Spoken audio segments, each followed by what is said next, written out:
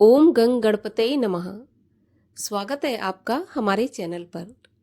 आज के इस वीडियो में आप सुनेंगे बुधवार व्रत की कथा और साथ ही साथ एक ऐसी गणेश जी की कथा हम सुनाएंगे जिसमें आप जानेंगे कि क्यों गणेश जी ने अपना वाहन चूहा चुना, क्यों कोई और वाहन गणेश जी को नहीं भाया, चूहे की सवारी की।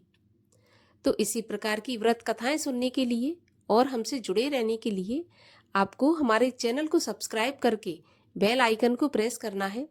आज की कथा अच्छी लगे तो लाइक करना है और शेयर करना है। तो चलिए हम सुनते हैं गणेश जी की वो कथा जिसमें उन्होंने चूहा अपना वाहन बनाया। तो एक पौराणिक कथा के अनुसार इंद्रदेव के दरबार में एक क्रोंच नाम का गंधर्व रहा करता था। वो हमेशा बहुत ही चंचल था, उछल कूद करता रहता था। इससे हर काम में बाधा आती थी और हर काम में दखल अंदाजी होती थी। इसी प्रकार एक बार इंद्र का दरबार लगा हुआ था, तो उसमें ऋषि वामदेव बैठे हुए थे और किसी गंभीर विषय पर चर्चा चल रही थी। उसी समय क्रोच नाम का गंधर्व उछलता कूदता आया और उसने ऋषि वामदेव के पैर पर पैर रख दिया। इससे ऋषि वामदेव को बहुत क्रोध आया और क्रोध के वश उन्होंने क्रोच को श्राप दे दिया कि जाओ तुम चूहा बन जाओ। इस प्रकार से वो गंधर्व चूहा बन गया। अब वो चूहा बनकर पाराशर मुनि के आश्रम में पहुंच गया और बहुत ही ज्यादा उपद्रव मचाने लगा। उनके जो भी सामान था वो काट दिया, उनका अनाज खा लिया, उनकी जो भी चीज थी वो कुतर दी। इससे पराशर मुनि बहुत परेशान हो गए और उन्होंने गणेश जी की शरण ली।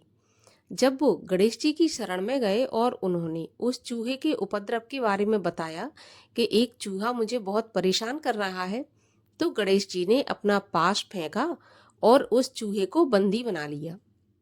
जब चूहा बंदी बन गया तो उसने गणेश जी से हाथ जोड़कर प्रार्थना की और क्षमा मांगी। जब उसने क्षमा मांगी तब गणेश जी ने चूहे को क्षमा कर दिया और अपना वाहन बना लिया।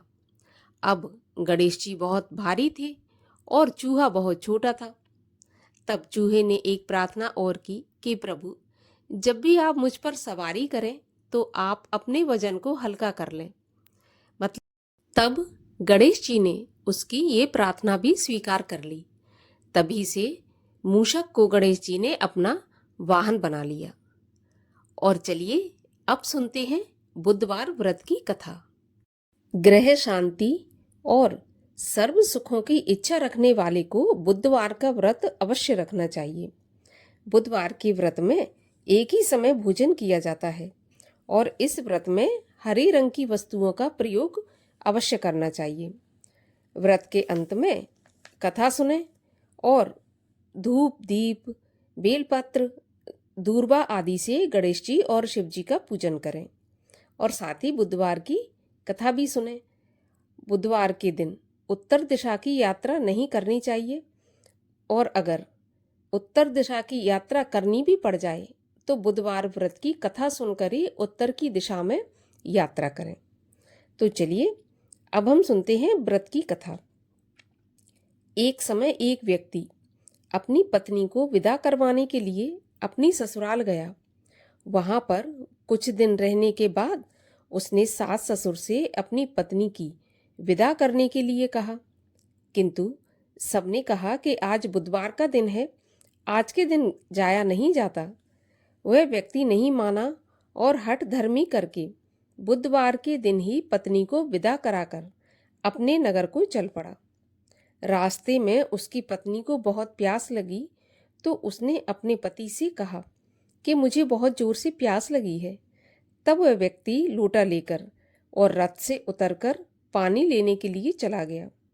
जैसे ही वह व्यक्ति पानी लेकर अपनी पत्नी के पास आया तो वह क्या देखता है कि ठीक उसी की शक्ल जैसा एक व्यक्ति उसकी पत्नी के पास खड़ा है और बातें कर रहा है। तब उसने क्रोध से कहा कि तू कौन है जो मेरी पत्नी के पास बैठा हुआ है। तब दूसरा व्यक्ति बोला, यह मेरी पत्नी है, मैं अभी अभी ससुराल से विदा करा कर ला रहा हूँ। वे दोनों व्यक्ति आपस में झगड़ने लगे। तभी राज्य के सिपाही आए और लोटे वाले व्यक्ति को पकड़ने लगे और स्त्री से पूछा, तुम्हारा असली पति कौन सा है?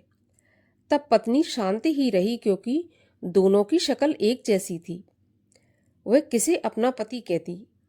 वह व्यक्ति ईश्वर से प्रार्थना करता हुआ बोला, हे परमेश्वर, यह कैसी लीला है कि सच्चा झूठा बन रहा है और झूठा सच्चा बना जा रहा है। तभी आकाशवाणी हुई कि मूर्ख, आज बुधवार के दिन तुझे नहीं जाना चाहिए था, तूने किसी की बात नहीं मानी। यह सब लीला बुद्धदेव भगवान की है। उस व्यक्ति ने बुद्धदेव से प्रार्थना की और अपनी गलती के लिए क्षमा मांगी। तब बुद्धदेव जी अंतर्ध्यान हो गए। वह अपनी पत्नी को लेकर घर आया तथा बुधवार का व्रत वे दोनों पति पत्नी नियम पूर्वक करने लगे। जो व्यक्ति इस कथा को सुनता है या सुनाता है, उसको बुधवार के दिन यात्रा करने का कोई दोष नहीं लगता है। उसको सभी प्रकार के सुखों की प्राप्ति होती है। बोलिए गणेश जी महाराज की जय। बुद्धदेव भगवान की जय।